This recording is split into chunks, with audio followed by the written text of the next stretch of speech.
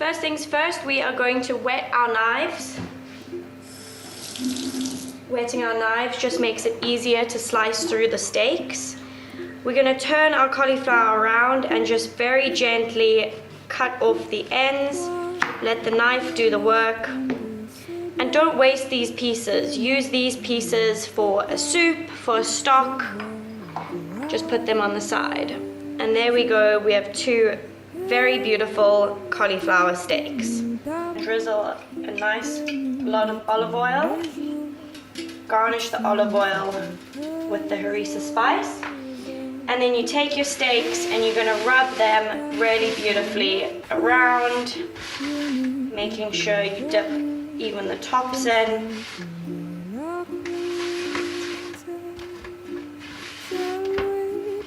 Getting a little bit extra harisa spice just to top off each steak.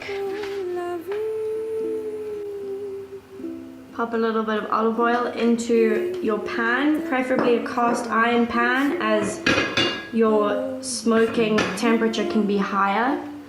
And then just drop each cauli steak into the pan, rubbing it around. What we're wanting to do here is burn off the spice, the harisa spice. It gives it a much more rounded flavor instead of it being a bitter and harsh flavor. And this is going to give the cauliflower a really delicious Middle Eastern flavor. After about 2 minutes, you're going to flip it over. You just kind of want a charred look to your cauliflower. We don't want to cook it too much because in a short bit of time we're going to pop a bit of stock in there to help it braise. Okay, now grab a few knobs of butter and we're going to pop them in. We really want a delicious caramelized burnt butter flavor to these cauliflower. And just like a steak, you're going to want to pour the butter over your cauli steaks to really baste them and give them so much love and care. Once you have basted your cauliflower, you are going to pour a bit of vegetable stock.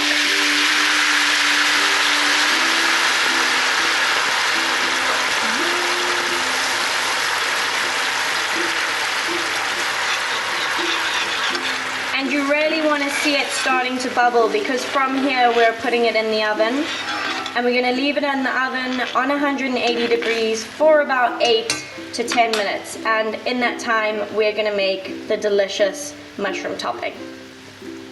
We're going to top off our cauliflower steaks with a delicious Mediterranean mushroom and olive emulsion.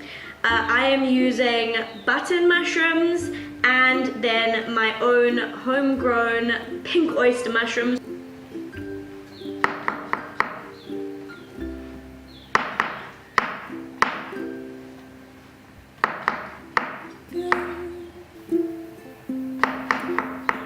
Get your cast iron pan with a little bit of olive oil and drop your mushrooms in. These are the first things you want to cook because you want to get the most delicious nutty flavor out of them. Once your mushrooms are a little bit brown and crispy, we're going to add in our chopped onion. We just want this to caramelize down, get really, really sweet and juicy. While your mushrooms are cooking, roughly chop your Kalamata olives and then pop them into a bowl. And take your microplane with a delicious lemon and zest some lemon onto your olives. This really adds a zingy and delicious flavor to your mushrooms. And then just take a wedge and add some juice into them and let those marinate while your mushrooms are cooking. Okay, then we're going to add our 1 clove of garlic into the pan and just mix it around. While the garlic is cooking off, we're gonna add in our Kalamata olives, and I've added some capers to this mixture and a little bit of the caper juice. We've got our collies out of the oven, and it is now time for my favorite part, plating.